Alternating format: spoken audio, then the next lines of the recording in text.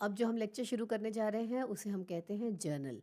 Journal is the book of original entries. जहाँ से accounts में एंट्री शुरू होती है उस किताब को कहा जाता है जर्नल। इसका स्पेलिंग और इसका प्रोनाउंसिएशन अलग अलग है, उसके बारे में अभी हम बात करेंगे। तो अब हम शुरू करने जा रहे हैं जर्नल।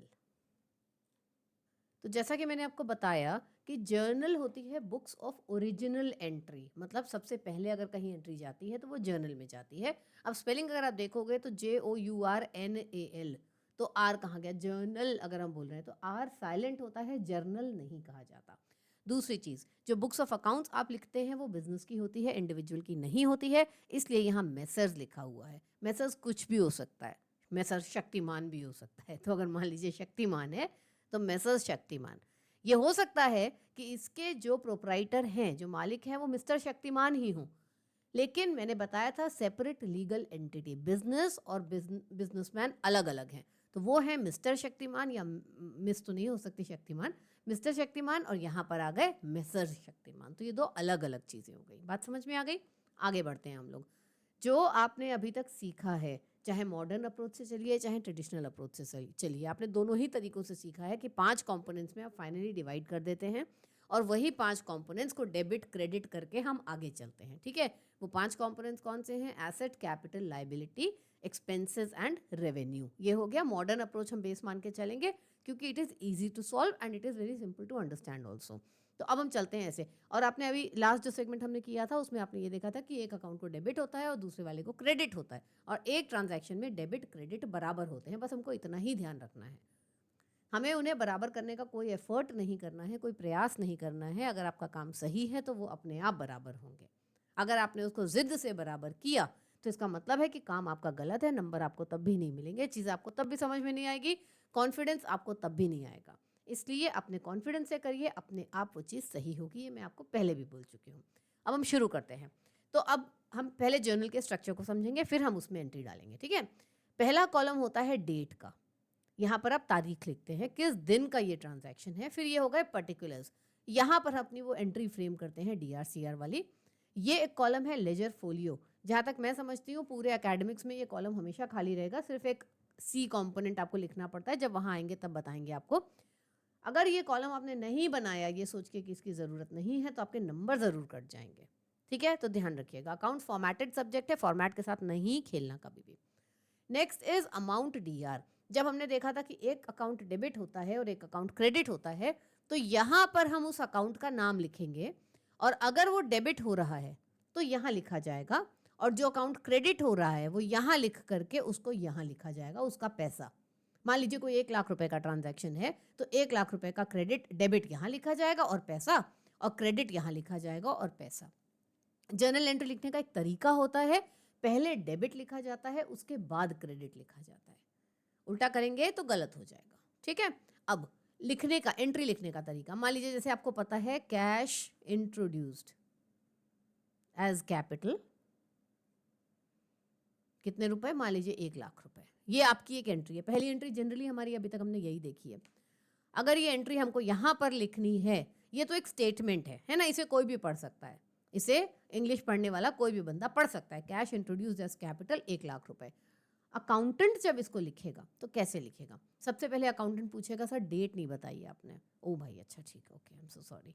तो 1 अप्रैल 2025 ये हमारी डेट है। तो यहाँ पर वो डेट डालेगा। डेट किसी भी तरीके से डाल सकता है, डैश करके, डॉट लगा के, स्लैश करके, कैसे भी डाल सकता है। हम लिख लेते हैं 01.04.2025। ठीक है, अब cash introduced as capital.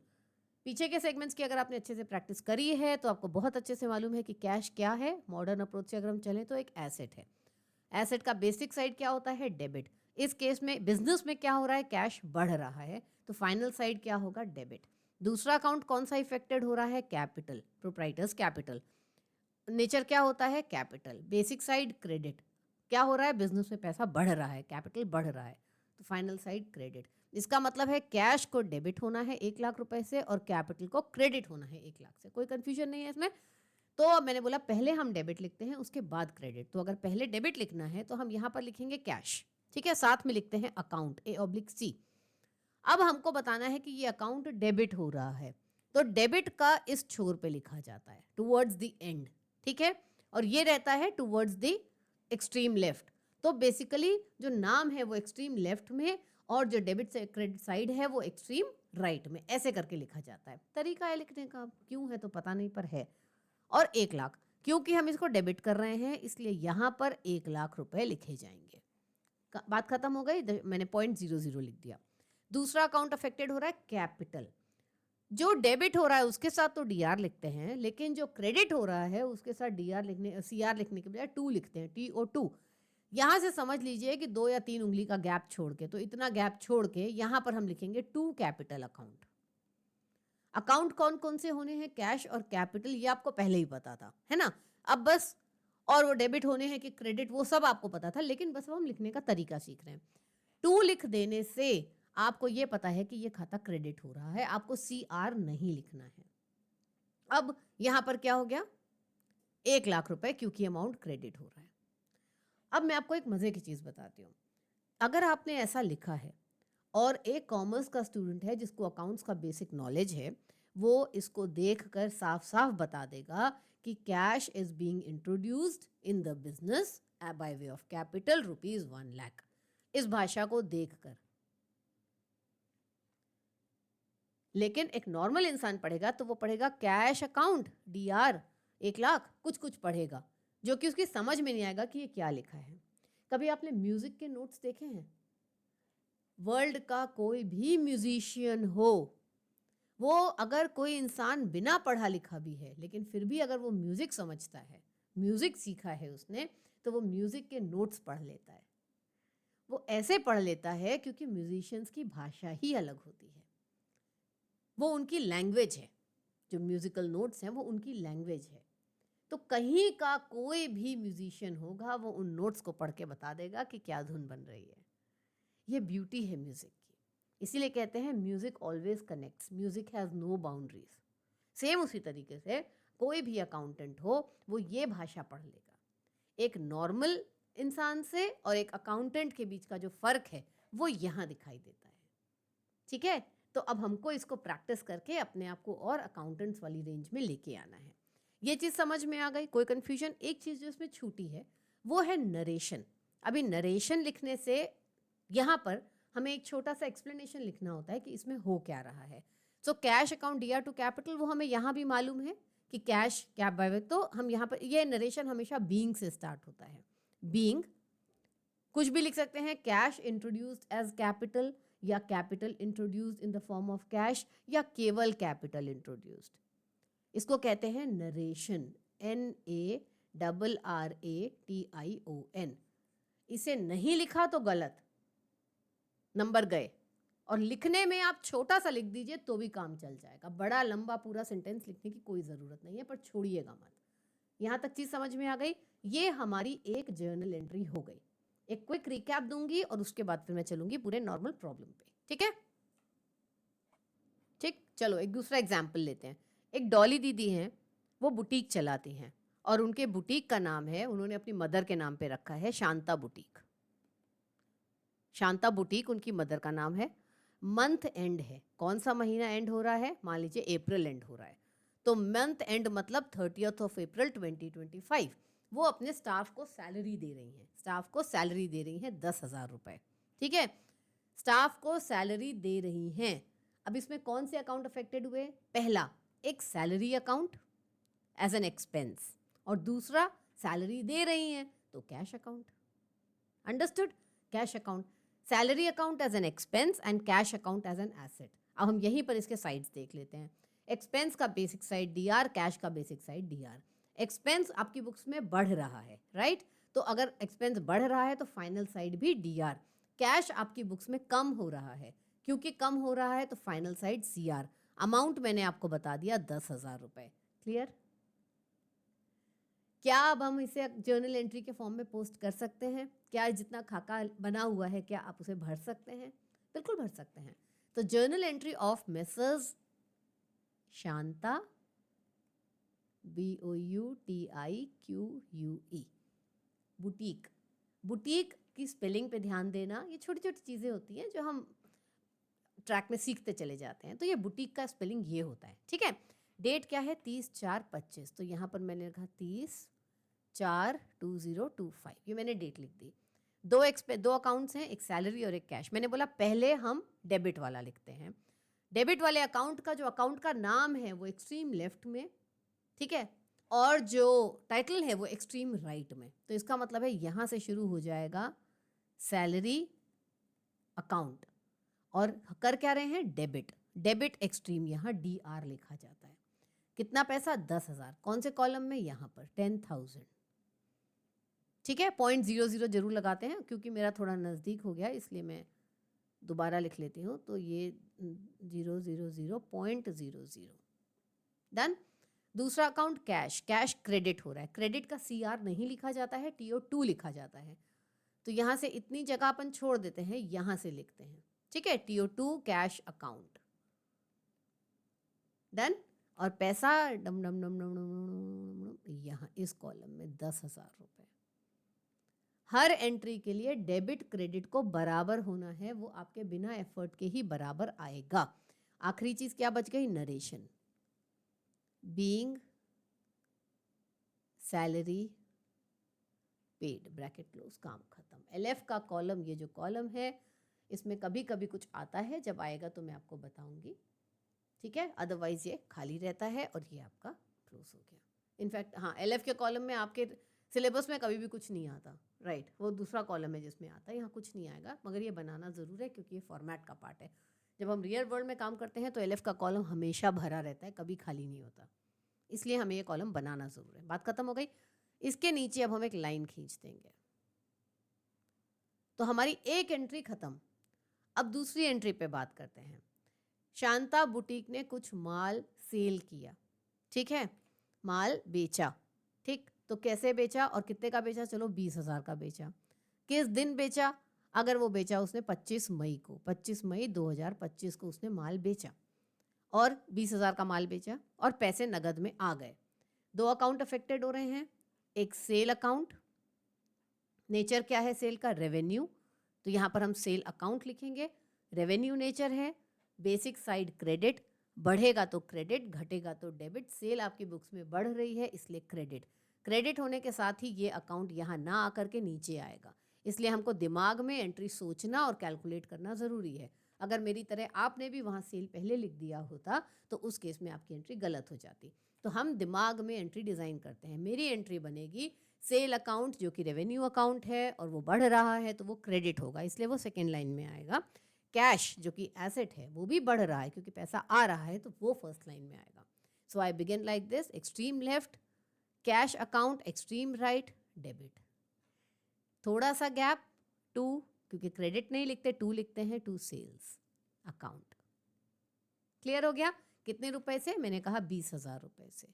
20,000 this side 0.00, 20,000 this side 0.00। Date है 25/5/25, 25/5/25 और नरेशन है being sales made. Done, clear. इस पूरी चीज़ में, और इसके बाद एक लाइन, इस पूरी चीज़ में ये नरेशन एक ऐसी चीज़ है जो आप अपनी मर्जी का लिख सकते हैं, ठीक है। आप उसको रीफ्रेम कर सकते हैं, खुद कर सकते हैं, because this is a common English explanation जो कि आप बता रहे हैं कि भाई ये हुआ है यहाँ पर, तो वो सबके कहने की भाषा अपनी अपनी हो सकती है। बाकी सब कुछ वैसा ही रहेगा जैसा कि यहाँ लिखा है। आगे चले, अगर इतना समझ में आ गया है तो। नहीं आया, एक और एंट्री चाहिए, चलो पूरा अगला क्वेश्चन लगाते हैं, पूरा उसमें अच्छे से समझ में आएगा, ठीक है। तो चलो ये ले आई अब आप लोगों के लिए क्वेश्चन, इसको हम लोग पूरा पढ़ेंगे और एक साथ में हम लोग इसको सॉल्व करने वाले हैं, ठीक है। पास journal entry in the books of Ashmita, किसकी किताबें हैं, अश्मिता की। तो जर्नल ऑफ अश्मिता, कायदे से यहाँ मैसेज होना चाहिए था, मुझे लिखना होता तो मैं यहाँ मैसेज ज़रूर लिखती, आप भी लिखिएगा। From the following transaction, Ashmita क्या काम करती हैं हमें नहीं पता, कई बार यहाँ लिख देते हैं कि ये क्या काम करती है और वो हमें बीच में हेल्प भी करता है, लेकिन यहाँ नहीं लिखा, कोई बात नहीं, आगे बढ़ते हैं। 1 अप्रैल 2025 को पहली एंट्री है, Ashmita started business with cash. हमें मालूम है इसमें दो अकाउंट अफेक्टेड हो रहे हैं, एक कैश अकाउंट एसेट, बढ़ेगा तो डेबिट, घटेगा तो क्रेडिट, और दूसरा capital account as a capital, उसका नेचर क्या है, कैपिटल। डेट क्या है, 1 तारीख है, अमाउंट कितना, 1 लाख रुपए। चलते हैं यहाँ 1 अप्रैल हो गया, दो अकाउंट अफेक्टेड होंगे, एक कैश और एक कैपिटल। कैश एसेट है, बढ़ेगा तो डेबिट होगा, इसीलिए ऊपर वाली लाइन में लिखा गया है। एक्सट्रीम लेफ्ट में लिखा है कैश और एक्सट्रीम मतलब बिल्कुल लेफ्ट में, मतलब बिल्कुल मतलब नहीं कि लाइन में घुसे चले जा रहे हैं, ऐसा नहीं है, पर हाँ लेफ्ट में। और राइट साइड में लिखा जाता है डेबिट। ये इसका एक पैटर्न होता है, मैंने बताया। और जो अमाउंट है कैश के कॉलम का वो यहाँ लिखा जाएगा। अगली लाइन में आपने लिखा क्रेडिट वाला आइटम, इधर से थोड़ी जगह छोड़कर TO2 बताता है कि ये क्रेडिट का आइटम है। अकाउंट कौन सा है? Capital account. कैपिटल अकाउंट का बेसिक नेचर क्रेडिट, बढ़ेगा तो क्रेडिट। इस एंट्री में कैपिटल बढ़ रहा है, इसलिए क्रेडिट। और अमाउंट कहाँ लिखा जाएगा? अगर आप लाइन खींच के देखोगे तो ये इसके सामने दिखाई देगा आपको। ये हो गया 1,00,000। एक एंट्री कंप्लीट। इसका narration, capital introduced by Ashmita. ये नरेशन आप अपनी मर्जी का भी लिख सकते हैं, मतलब इसी के आसपास कोई लैंग्वेज कुछ और भी, ये याद करने की चीज़ नहीं होती है। ISC वालों को बीइंग से शुरू करना पड़ता है, जो कि मैंने अभी पीछे बताया था। CBSE वालों को बीइंग हटा दिया है, सिर्फ इतना। तो CBSE और ISC के कोर्सेज में सिर्फ इतने इतने ही फ़र्क हैं, ठीक है, ज़्यादा मेजरली कोई फ़र्क नहीं है। तो यहाँ पर एक एंट्री खत्म। एंट्री खत्म होते ही आपको ये देखना है इस एंट्री का डेबिट और क्रेडिट बराबर है या नहीं है। इसमें बराबर है, बात खत्म हो गई। वो ऑटोमेटिकली बराबर आएगा, आपको मेहनत नहीं करनी है। Next, purchased office furniture in cash. अब ये फर्नीचर उसने बेचने के लिए नहीं खरीदा है, अपने ऑफिस के लिए खरीदा है। और वैसे भी अश्मिता फर्नीचर का काम नहीं करती है, ऐसा कहीं नहीं लिखा है। ये फर्नीचर इसने अपने ऑफिस के लिए खरीदा है, मतलब एक बार खरीदा है, सालों साल ये चलाएगी। तो ये हमारे लिए एसेट का काम करता है, परचेज का नहीं। अब एसेट का काम करता है तो फर्नीचर अकाउंट बेसिक नेचर हो गया एसेट, इसमें बेसिक साइड डेबिट, बढ़ेगा तो डेबिट, सिंपल सी चीज़ है। और ये फर्नीचर उसने कैश में खरीदा है, तो दूसरा अकाउंट अफेक्टेड हो गया कैश। कैश होता है एसेट, और अगर वो घट रहा है तो क्रेडिट, सिंपल सी बात है। फर्नीचर हमने लेफ्ट में लिखा है, उसका डेबिट हमने राइट में लिखा है। ये जो 3 बिंदी बनी है इसका कोई रेलेवेंस नहीं है, ये बस डिज़ाइन बनाने के लिए उन्होंने बना दिया, इसका कोई मतलब नहीं है, ठीक है। तो ये हो गया। तो जो फर्नीचर अकाउंट है वो हो गया हमारा डेबिट, हमने डेबिट के कॉलम में लिख दिया। और ये कैश अकाउंट चला गया हमारा क्रेडिट कॉलम में लिख दिया। ये हो गया नरेशन, फर्नीचर परचेज। यहाँ पर जो लाइन खींची हमने, तो हमने देखा कि डेबिट क्रेडिट बराबर, सिंपल। ये आप पहले से सीख चुके हैं, नया कुछ नहीं है इसमें मेरे सिखाने के लिए। आगे चलते हैं हम लोग थर्ड एंट्री पे, परचेज्ड गुड्स इन कैश। अब ये जो गुड्स हैं ये बेसिकली वो माल है जो आपने बेचने के लिए खरीदा है, तो ये बन जाएंगे परचेजेस। परचेज बन गए तो बन गए एक्सपेंस। एक्सपेंस का क्या हो गया? डेबिट साइड होता है, बढ़ेगा तो हो गया डेबिट। अब ये डेबिट होता है या बेसिक साइड डेबिट, जो भी मैं बोलती हूँ, उसका फॉर्मूला अपना क्या है? अब एक दिन चिरौंजी लाल रेल चलाएगा। अगर आपको याद है तो बहुत अच्छी बात है, नहीं याद है तो पीछे के लेक्चर्स में देखिएगा, आपको मिल जाएगा। उससे आपको हर स्टेज पर ये समझ में आ जाएगा इसका बेसिक साइड क्या होता है। बहुत नहीं याद करना पड़ता, थोड़े दिन में प्रैक्टिस हो जाती है। तो ये बन गया आपका परचेजेस। परचेजेस का नेचर है एक्सपेंस। एक्सपेंस के बाद बेसिक साइड है डेबिट। डेबिट, अगर बेसिक साइड डेबिट, और अगर परचेजेस आपकी बुक्स में बढ़ रही हैं तो हम उसे करेंगे डेबिट। इसीलिए क्योंकि परचेजेस से माल हमारी बुक्स में बढ़ रहा है, इसलिए ये हो गया डेबिट साइड। और यहाँ पर हमने लिख दिया ये 20,000 रुपीज़ का। अब रूल के हिसाब से अगर हम बात करें तो एसेट का भी बेसिक साइड डेबिट होता है और बढ़ता है तो डेबिट, और एक्सपेंस का भी बेसिक साइड डेबिट और बढ़ देगा तो डेबिट, और ऑपोजिट वाइस वर्सा। ये हमको मालूम है क्योंकि साइड ही दो हैं, एक डेबिट क्रेडिट। तो आप बोलोगे कि अगर एक्सपेंस की जगह उसको एसेट की जगह एक्सपेंस मान लिया या एक्सपेंस की जगह एसेट मान लिया तो उसमें क्या हुआ? साइड तो सही ही है। आप छोटी चीज़ सोच रहे हो, बड़ी नहीं सोच रहे। अगर आपको बड़ी चीज़ समझनी है तो पहले लेक्चर पे जाइए, जिसमें हमने एक ट्रेन चलाई थी। उसमें 5 स्टेशन थे। वो, उसमें आपका रूल ये था कि आप स्टेशन मास्टर हैं और आपको सवारी को सही डब्बे में बिठाना है। अगर आपने सवारी को गलत डब्बे में बिठा दिया तो वो गलत स्टेशन पे उतर जाएगी, आपका पूरा रिजल्ट खराब हो जाएगा। और वो 5 डब्बों में एसेट एक अलग डब्बा है, एक्सपेंस एक अलग डब्बा है। वो हम लोग शुरू के पहले पहले लेक्चर में सीख चुके हैं। क्योंकि कुछ सवारियों को कहीं उतरना है, कुछ को कहीं उतरना है। आपने ये सोचकर कि जर्नल में तो क्या ही फर्क पड़ेगा, वो भी बढ़ेगा तो डेबिट, वो भी बढ़ेगा तो डेबिट, तो मैं कुछ भी लिख देता हूँ। आपको अगर यहाँ आपने गलत सोच के साथ शुरू किया, इसका मतलब है आप अपनी सवारी को गलत डिब्बे में बिठा रहे हैं, तो आप उसे गलत ही डब्बे स्टेशन पे उतारेंगे और वहाँ आपका काम खराब हो जाएगा। इसलिए आपको ये ध्यान रखना है कि आपको उसको सही डब्बे में बिठा करके सही रूल फॉलो करिए। वो रूल किसी और का सेम हो सकता है, कोई प्रॉब्लम नहीं है, लेकिन डब्बा सही होना चाहिए, नहीं तो आगे आपकी कहानी अटक जाएगी। ठीक है, चलो अब हम लोग तीसरे पॉइंट पे चलते हैं। तीसरा हो गया हमारा परचेज, नहीं, हाँ, चौथे पे आ गए हम। चौथा पॉइंट हमारा कहता है आपने हरी एंड कंपनी से माल खरीदा है। बस नगद खरीदा है कि उधार खरीदा है कुछ नहीं बता रहा, लेकिन हम पहले पढ़ चुके हैं कि रूल्स, हमारे थंब रूल्स वगैरह क्या होते हैं पुराने लेक्चर्स में। तो आपको पता है कि अगर ऐसे लिखा है इसका मतलब है आपने हरी एंड कंपनी से उधार माल खरीदा है। दो एंट्री अफेक्टेड हो रही हैं, माल खरीदा है यानी परचेज, परचेज यानी कि एक्सपेंस, एक्सपेंस यानी कि डेबिट, डेबिट है बढ़ेगा तो डेबिट होगा।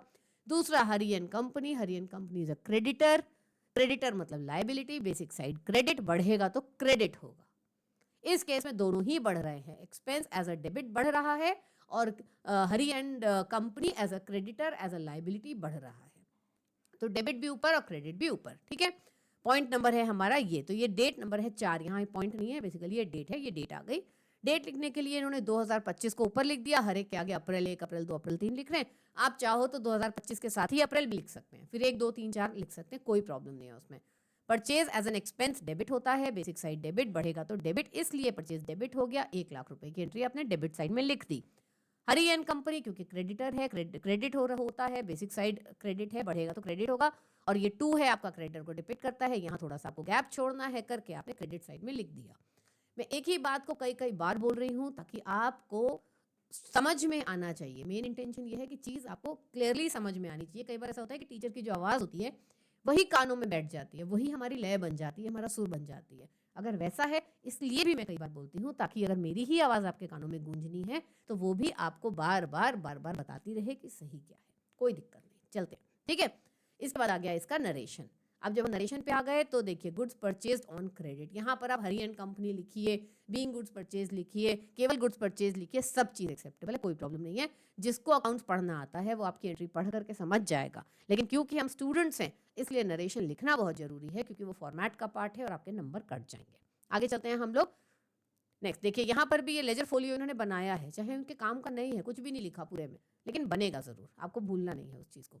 चलिए अब हम आगे आते हैं 5 number, sold goods against cash. Against cash मतलब फॉर कैश, ठीक है, कैश में बेचे आपने, तो कैश अकाउंट आ गया, सेल्स अकाउंट आ गया। Cash account as an asset बढ़ेगा इसलिए डेबिट होगा 20,000 रुपए। Sales account as a revenue बढ़ेगा, रेवेन्यू बेसिक साइड क्रेडिट, बढ़ेगा तो क्रेडिट, तो सेल्स अकाउंट नीचे आ गया, ये आ गया 20। डेबिट की एंट्री ऊपर रहती है, क्रेडिट की नीचे रहती है, वो शायद एक फ्लो दिखाने के लिए, एक रिदम दिखाने के लिए होता है, ताकि आपको भी पता हो कि जो ऊपर लिखा है वो डेबिट है, नीचे वाला क्रेडिट है। देखिए बहुत सिमिलैरिटी से आपको, देखिए पूरा चीज कितना सिमिट्री से आपको दिखाई दे रहा है। यहाँ तक की बात खत्म हो गई।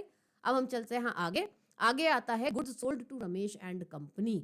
यहाँ पर ये हो गया, रमेश एंड कंपनी को माल बेचा, पैसा अभी नहीं आया है, रमेश एंड कंपनी आपका डेटर है, आपकी अथॉरिटी बनती है, आपका एसेट है, बेसिक साइड डेबिट, बढ़ेगा तो डेबिट। रमेश एंड कंपनी के प्रति आपकी जो अथॉरिटी है वो अभी बढ़ रही है, इसलिए Ramesh and company as a debtor as an asset आपकी बुक्स में बढ़ेगा, यानी कि डेबिट होगा। सेल्स जो कि रेवेन्यू है, जिसका बेसिक साइड क्रेडिट होता है, सेल बढ़ रही है इसलिए क्रेडिट होगी। Simple simple simple, very very simple. Ramesh and company to sales debit 75,000, 75,000 खत्म। हर एंट्री के बाद आप देखोगे DRCR बराबर, जो हमने अकाउंटिंग रेशियो अगर आपको याद हो तो देखा था, हर एंट्री के बाद हम A is equal to C plus L, asset is equal to capital, हर स्टेज पर हम मैच करते थे। एग्जैक्टली वही चीज़ है, डिट्टो वही चीज़ है, ठीक है। चलो नेक्स्ट मूव करते हैं हम लोग। अब आता है paid salary to staff in cash. अभी पिछले क्वेश्चन में हमने देखा था जो शांता बुटीक खोला था उसमें क्या हो रहा था, स्टाफ को सैलरी दी थी कैश में, तो सैलरी एज एन एक्सपेंस आपकी बुक्स में बढ़ रहा है, कैश एज एन एसेट आपकी बुक्स में घट रहा है। तो एक्सपेंस डेबिट हो रहा है और कैश क्रेडिट हो रहा है। अभी हम यहाँ एक्सपेंस भी लिख सकते हैं, ठीक है, सैलरी लिखने के बजाय, लेकिन दिक्कत क्या होगी, आज सैलरी है, फिर इलेक्ट्रिसिटी आ जाएगी, फिर टेलीफोन आ जाएगा, फिर कन्वेंस आ जाएगा, फिर ट्रैवलिंग आ जाएगा, फिर स्टाफ वेलफेयर, इतने सारे एक्सपेंसेस हो जाएंगे कि जब मालिक आपसे पूछेगा कि भैया किस चीज़ का, हम लोग खर्चा है ये पैसे कहाँ गए, खर्चा कर दिया, ये पैसे कहाँ खर्चा, अरे खर्चा कहाँ कर दिया भाई, वो आपने लिखा ही नहीं है। तो आपको इलेबोरेटली लिखना पड़ता है कि ये सैलरी है, इसका जो नेचर है वो एक्सपेंस है, लेकिन इस अकाउंट का एक रिस्पेक्टिव नाम है, उसका नाम है सैलरी। तो सैलरी DR टू कैश 15,000 रुपए। नेक्स्ट है पेड इलेक्ट्रिसिटी बिल, अगला है पेड टेलीफोन बिल। सिंपल सी चीज है, electricity expenses account, expenses word इसलिए यूज कर दिया क्योंकि खर्चा है, आप चाहो तो इलेक्ट्रिसिटी अकाउंट भी लिख सकते हैं, कोई प्रॉब्लम नहीं है। तो electricity expenses account DR to cash, अब मेरे समझाने की जरूरत नहीं है, मुझे समझ में है कि आपको समझ में आ चुका है। अगला है टेलीफोन बिल, देखिए 500 रुपए का टेलीफोन बिल, ठीक। अब पेड स्टेशनरी इन कैश। अब स्टेशनरी मतलब क्या हुआ, कॉपी पेंसिल रबर इरेजर, ये आपने खरीदा, तो अब आपने खरीदा है तो स्टेशनरी आपके लिए एक्सपेंस है, स्टेशनरी को एक्सपेंस ट्रीट करिए, उसको डेबिट कर दीजिए क्योंकि वो बढ़ रही है आपकी बुक्स में, ये हो गया, और कैश आपकी बुक से चला गया, यानी खत्म क्वेश्चन हमारा। नरेशन जरूर लिखना है, DR को एक्सट्रीम इधर लिखना है राइट साइड में, उसका जो अकाउंट है वो लेफ्ट में लिखा जाता है, क्रेडिट वर्ड यूज़ नहीं किया जाता है, उसकी जगह TO2 यूज़ किया जाता है, वो लेफ्ट से थोड़ा सा छोड़ करके लिखा जाता है, LF का कॉलम ज़रूर बनाया जाता है, इधर डेट होती है, इधर अमाउंट्स होते हैं, हर एंट्री के बाद आपके दोनों डेबिट से बेटा अमाउंट डेबिट और क्रेडिट का मैच करेगा। सिंपल जर्नल के रूल्स हैं ये। अब जर्नल में क्या होता है, जर्नल क्या होता है, किसी बिजनेस की लाइफलाइन होती है, ठीक है, जो भी कुछ हो रहा है वो जर्नल में आएगा, इसलिए जर्नल में एंट्रीज की वैरायटी बहुत होती है। अब हम वैरायटी पे काम करेंगे, फॉर्मेट वाला सेगमेंट हमारा थम्स अप हो चुका है, क्लियर हो चुका है, डन, हैप्पी। जो वीडियो अभी आपने देखी है ना, उसके आखिरी के कुछ 5 मिनटों में एक कुछ टेक्निकल ग्लिच के कारण फोटो और वॉइस का मिसमैच है, तो उसको प्लीज़ बेयर कर लीजिएगा। अब हम देने जा रहे हैं क्वेश्चन और उसके बाद हम मूव करेंगे अपने नेक्स्ट टॉपिक पे। तो अब हम स्टार्ट कर रहे हैं अपने जर्नल का प्रैक्टिस क्वेश्चन। सबसे पहले है सोल्ड गुड्स फॉर कैश। आपको पता है इसमें 2 अकाउंट अफेक्टेड हो रहे हैं, माल आप बेच रहे हैं, इसका एक अकाउंट जो अफेक्टेड हो रहा है वो है सेल्स, और दूसरा फॉर कैश, इसका मतलब पैसा आपके पास आ रहा है, तो दूसरा अकाउंट हो गया कैश। सेल्स क्या है, रेवेन्यू, कैश क्या है, एसेट। हम क्लियर वाले नेचर की बात कर रहे हैं। रेवेन्यू का बेसिक साइड क्या होता है, क्रेडिट। अब एक दिन चिरौंजी लाल रेल चलाएगा, राइट, तो उससे रेवेन्यू बन गया क्रेडिट। सेल्स बढ़ रही हैं इसलिए ये ऊपर हो रहा है, तो फाइनल साइड रहेगा क्रेडिट। कैश, कैश भी आ रहा है, अब आप बोलोगे आ रहा है तो फिर कैसे, दोनों ही आ रहे हैं, लेकिन इसका बेसिक साइड है डेबिट और ये भी बढ़ रहा है, तो ये होगा डेबिट। तो आपकी एंट्री क्या हो गई, cash account DR to sales. अब हम चलते हैं नेक्स्ट एंट्री पे, ठीक, तो ये हो गया। अब इसके बाद दूसरी एंट्री हमारी है सोल्ड गुड्स टू महेश। ये हम ऑलरेडी डिस्कस कर चुके हैं कि जब कैश नहीं लिखा है, पार्टी का नाम लिखा है, तो हम पहले ऑलरेडी सब डिस्कस कर चुके हैं, तो इसका मतलब है ये हमारा क्या हो गया, ये हमने उधार पे माल बेचा, तो हमारी एक अथॉरिटी जनरेट हो गई महेश के नाम से, ठीक है।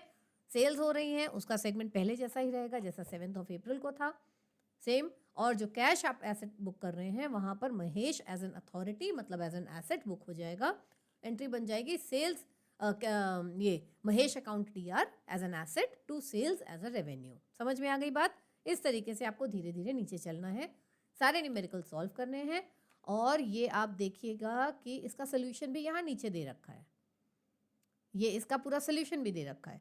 इत्मीनान से सॉल्व करिए, फॉर्मेट मत छोड़िएगा, अकाउंटेंसी में फॉर्मेट बहुत इंपॉर्टेंट होता है। तो आप इसको सॉल्व करिए, नीचे से चेक करिए, फिर हम चलेंगे अपने नेक्स्ट टॉपिक पे। तब तक के लिए बाय बाय।